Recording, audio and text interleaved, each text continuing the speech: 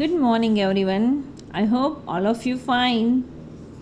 Today we will be going to learn about unit number 2, read to Shaper Shaped. કવિ શ્રી હરીન્દ્રનાથ ચટ્ટોપાધ્યાય આ કાવ્યને આ પોએમની તેમણે રચના કરી છે. તો એકચ્યુઅલીમાં પોએમ હંમેશા આપણે જોઈએ છીએ તો અટપટી હોય છે. કેમ? કારણ કે તેની અંદર કવિનું કલ્પના શક્તિ હોય છે. કવિએ તેને અટપટી રીતે તેમની પોતાની ભાષામાં લખી હોય છે કે તેમની જે કલ્પના શક્તિ હોય છે, ઇમેજિનેશન્સ હોય છે, જેને આપણે બહુ ઊંડાણથી સમજીશું તો જ આપણાને સમજણ પડશે. હંમેશા યાદ રાખો કે કોઈ પણ કાવ્ય કોઈ શાસ્ત્રમાં લખેલી નથી હોતી, કે કોઈ પણ ઇતિહાસમાં નથી હોતી, કે કોઈ પણ બુક્સમાંથી જોઈને નથી રચાતી, પણ કવિની કલ્પનાઓ હોય છે તેને કાવ્ય કહેવાય છે. એટલે કે જેને આપણે કહીએ છીએ પોએમ. તો આપણી જે પોએમ છે આજની, shaper shaped. Shaper shaped means કે શેપર એટલે કે શેપ આપનાર વ્યક્તિ, એટલે કે ઘડનાર વ્યક્તિ. શેપ્ડ એટલે કે શેપ આપનાર વ્યક્તિ ઘડાઈ ગયો, ઘડાઈ જવું, બરાબર છે? એટલે કે ઘડનાર ઘડાઈ ગયો. એકચ્યુઅલીમાં પોએમની અંદર કન્સેપ્ટ એવો છે કે ઘણી વખત આપણે જે કંઈક માનતા હોઈએ છીએ કે લાઈક એક્ઝામ્પલ તરીકે કંઈક સમથિંગ પણ કે આઈ એમ સમથિંગ, હું જે કરું તે જ સાચું છે અને હું આવું કરી જ શકું છું. ઘણી વખત આપણે સપનાઓમાં રહેતા હોય છે કે હું આ કરું છું, હું કરું છું તે જ બેસ્ટ છે, મારા લેવલ સુધી કોઈ પહોંચી શકવાનું નથી. પણ જ્યારે ખરેખર કાળક્રમે જ્યારે સાચી વાતનું ભાન થાય છે ને, તે ત્યારે જે બદલાવ આવ્યો હોય છે ને, તેની સૂચક જે આપણાને મળે છે, જે સૂચક વાત હોય છે, બરાબર, તેનો કન્સેપ્ટ અહીંયા રજૂ કરાયો છે. એકચ્યુઅલીમાં અત્યારે કોઈ વ્યક્તિ એવું વિચારતો હોય કે ફોર એક્ઝામ્પલ જ્વેલરી, કે હું જે જ્વેલરી બનાવું છું ને એવી જ્વેલરી તો કોઈ બનાવી શકે જ નહીં, મારામાં જેવી આવડત છે એવી કોઈનામાં આવડત છે નહીં. પણ જ્યારે અમુક સમય થાય છે, અમુક કાળક્રમ આવે છે ને, અમુક સમય વીતી જાય છે, ત્યારે ભાન પડે છે કે હા, એકચ્યુઅલીમાં હું જે મારા સપનામાં રાચતો હતો તે સપનું તો મારું ખોટું હતું. એકચ્યુઅલીમાં હું જે કરતો હતો એમાં હું જાતે જ ઘડાઈ ગયો છું. એ રીતનો કોન્સેપ્ટ છે. આપણે જોઈશું. પોએમની શરૂઆત કરતાં પહેલાં આપણે એના હાર્ડ વર્ડની સાથે તેને એક વખત વાંચી લઈશું. In days gone by I used to be a potter who would feel his fingers mold the yielding clay to patterns on his wheels. But now, through wisdom lately won, that pride has died away. I have ceased to be the potter and have learned to be the clay. In other days, I used to be a poet through whose pen innumerable songs would come to win the hearts of men, but now through new got knowledge, which I had not had so long, I have ceased to be the poet and have learned to be the song. I was a fashioner of swords in a days that now are gone, which on 100 battlefields glittered and gleamed and shone. But now that I am dreaming with the silence of the Lord, I have ceased to be sword maker and have learned to be the sword. In bygone times, I used to be a dreamer who would hurl on every side an insolence of emerald and pearl. But now that I am kneeling at the feet of the Supreme, I have ceased to be the dreamer and have learned to be the dream. જોઈશું આપણે પોએમને. First stanza. In days gone by I used to be a potter who would feel his finger would the yielding clay to pattern on his wheels. Yielding એટલે પોચું, લચેલું, જેને આપણે વાળીને ઘાટ આપી શકીએ તેવું. ક્લે એટલે માટી, વ્હીલ્સ એટલે ચાકડા. એટલે શું કહે છે? ઇન ડેઝ ગોન, જે દિવસો વીતી ગયા તે, એટલે કે ભૂતકાળમાં આઈ યુઝ ટુ બી, હું માનતો હતો કે ભૂતકાળમાં હું એક પોટર એટલે કે કુંભકાર હતો. કુંભકાર એટલે કે જે કુંભાર હોય છે તે. ભૂતકાળમાં હું કુંભાર હતો અને હું માનતો હતો કે હિઝ ફિંગર્સ એટલે કે તેની આંગળીઓ, મોલ્ડ એટલે કે ઘાટ આપવો, કે મારી આંગળીઓ લચેલી માટીને, યીલ્ડિંગ ક્લે એટલે કે લચી ગયેલી જે ઢીલી માટી હોય છે તેને વ્હીલ્સ ચાકડા પર જુદા જુદા ઘાટ આપી શકીએ છે. ફરીથી જોઈએ. ભૂતકાળમાં હું એક કુંભાર હતો અને માનતો હતો કે મારી આંગળીઓ લચેલી માટીને ચાકડા પર જુદા જુદા ઘાટ આપી શકે છે.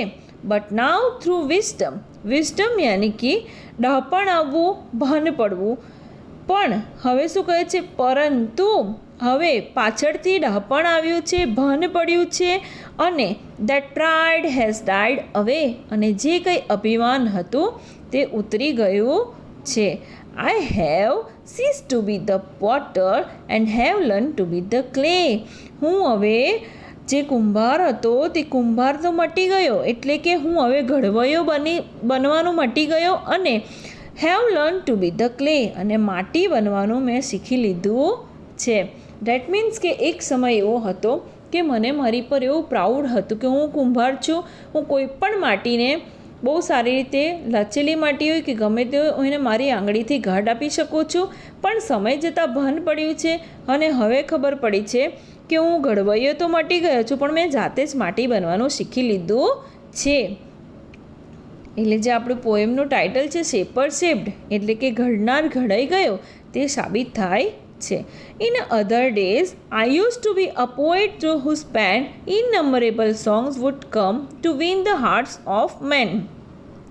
ઇન અધર્સ ડે, ગત દિવસોમાં, જે દિવસો ગયા તેમાં, I use to be a poet, હું એક કવિ હતો, હું એક કવિ હતો.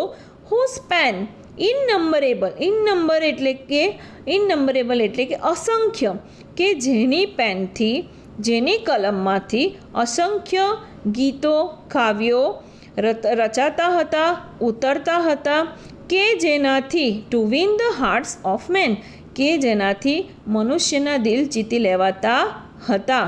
But now through new got knowledge, પણ હવે નવા જે જ્ઞાન પ્રાપ્ત થયા, નવું જે જ્ઞાન પ્રાપ્ત થયું, કે જે which I had not had so long, કે અત્યાર સુધી તે મને ખબર હતી નહીં. જે કોઈ નોલેજ હવે આવ્યું તે અત્યાર સુધી ખબર નહીં હતી, એટલે ભાન પડ્યું કે હું કવિ બનવાનો તો મટી ગયો. આઈ હેવ સીઝ્ડ એટલે કે મટી જવું, એટલે કે ત્યાંથી અટકી જવું, કે હું કવિ બનવાનો તો અટકી ગયો. And have learn to be the song, અને મેં જાતે જ એક કાવ્ય બનવાનું શીખી લીધું છે. એટલે કે જે કાવ્યનો ઘડનાર હતો તે જ હવે ઘડાઈ ગયો છે. I was a fashioner of swords in days that now are gone, which on 100 battlefields glittered and gleamed and shone. But now that I am dreaming with the silence of the Lord, I have ceased to be sword maker and have learned to be the sword. I was a fashioner of sword in days that now are gone. In days that now are gone. કે જે દિવસો વહી ગયા છે ને, કે જે દિવસો જતા રહ્યા છે. I was a fashioner of swords એટલે કે તલવાર, કે હું એક તલવાર બનાવનારો, તલવાર ઘડનારો હતો. જે તલવારો આ વીચ કોની માટે યુઝ થયું છે? સ્વોર્ડ્સ માટે, તલવાર માટે. કે જે તલવારો 100 બેટલફિલ્ડ એટલે કે યુદ્ધભૂમિ, જ્યાં યુદ્ધ થાય છે ત્યાં, કે સેંકડો યુદ્ધભૂમિ પર એ તલવારો ગ્લિટર્ડ એટલે કે ઝબકી છે, ગ્લીમ એટલે કે ચમકી છે, એન્ડ શોન એટલે વિજય પ્રાપ્તિ થવી થઈ. કે મેં જે તલવારો બનાવી હતી તે સેંકડો યુદ્ધભૂમિમાં ચમકી છે, ઝબકી છે, અને વિજય પ્રાપ્તિનું સાધન પણ બની છે. But now that I am dreaming with the silence of the lord. But now that I am dreaming with the silence of the Lord. પણ હવે ઈશ્વરની એ શાંતિ, અહીંયા વર્ડ આપ્યો છે ને સાયલેન્સ, પણ ઈશ્વરની એ શાંતિ, બ્રીમિંગ એટલે કે છલકાવું, હવે મારામાં છલકાય છે. ઈશ્વરની એ શાંતિ હવે મારામાં છલકાય છે. I have ceased to be sword maker, હવે હું તલવાર ઘડનારો તો મટી ચૂક્યો છું, અટકી ગયો છું. હવે હું તલવાર બનાવી શકતો નથી, પણ મેં જાતે જ તલવાર બનવાનું શીખી ગયો છું. એટલે કે હું જાતે જ જે તલવાર ઘડનાર વ્યક્તિ હતો તે હવે જાતે જ તલવાર બનતા શીખી ગયો છું. In bygone times I used to be a dreamer who would hurt on every side an insolence of emerald and pearl. But now that I am kneeling at the feet of the Supreme, I have ceased to be the dreamer and have learned to be the dream. વીતેલા વર્ષોમાં bygone times જે વીતી ગયેલો સમય છે તેમાં I used to be a dreamer who would hurt on every side an insolence of emerald and pearl. વીતેલા વર્ષોમાં હું dreamer એટલે કે ડ્રીમ જોનાર વ્યક્તિ, સ્વપ્નમાં રાચતો વ્યક્તિ, કે હું સ્વપ્નમાં રાચતો રહેતો અને મારો એમરલ્ડ એટલે કે નીલમ એન્ડ પર્લ એટલે કે મોતી. નીલમ એક ડાયમંડનું નામ છે. એટલે શું કહે છે કે હું સ્વપ્નમાં રાચતો હતો અને મારો નીલમ અને મોતીઓના માલિક હોવાનો ઘમંડ સતત મારામાં ઉભરાતો હતો. માલિક હોવાનો ઘમંડ સતત મારામાં ઉભરાતો હતો.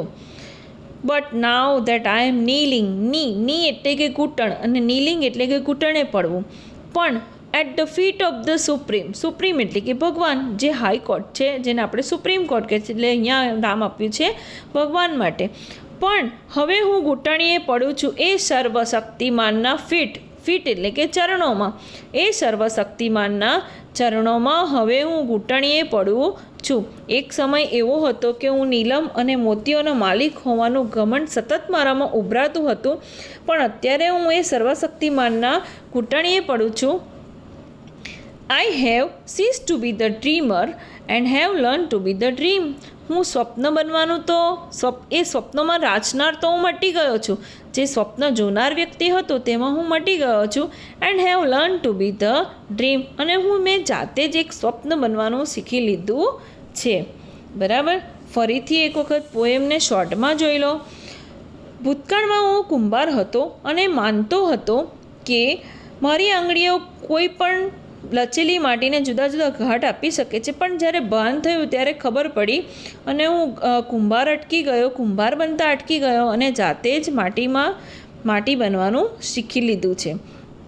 બીજા સ્ટાન્ઝામાં આપ્યું છે કે હું એક કવિ હતો જેની કલમમાંથી અસંખ્ય કાવ્યો ઉતરતા હતા જે મનુષ્યના દિલ જીતી લેતા હતા, પણ હવે ખબર પડી છે અને હું કવિ બનવાનો મટી ગયો છું અને હું જાતે જ ગીત બની ગયો છું.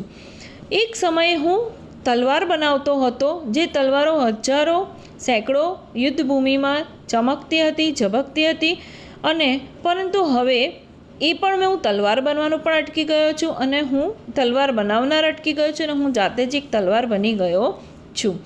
સમય જતાં ખબર પડે છે કે હું એક સ્વપ્નમાં રાચનાર વ્યક્તિ હતો કે જેને નીલમ અને મોતીઓનો માલિક હોવાનું ઘમંડ હતું, પણ હવે સર્વશક્તિમાનના ઘૂંટણીએ પડું છું અને હું સ્વપ્નમાં રાચનાર અટકી ગયો અને હું જાતે જ એક સ્વપ્ન બની ગયો છું. હરીન્દ્રનાથ ચટ્ટોપાધ્યાયે જે પોએમ રચી છે જેનું નામ છે કે ઘડનાર જ ઘડાઈ ગયો. એટલે એનો કોન્સેપ્ટ એક જ છે કે તમે કોઈ પણ વસ્તુનું અભિમાન કરો નહીં, કારણ કે સમય જતાં જ્યારે ભાન પડે છે જે સર્વશક્તિમાન છે, જે સુપ્રીમ છે, ભગવાન છે, જેની સામે કોઈનું જ ચાલતું નથી.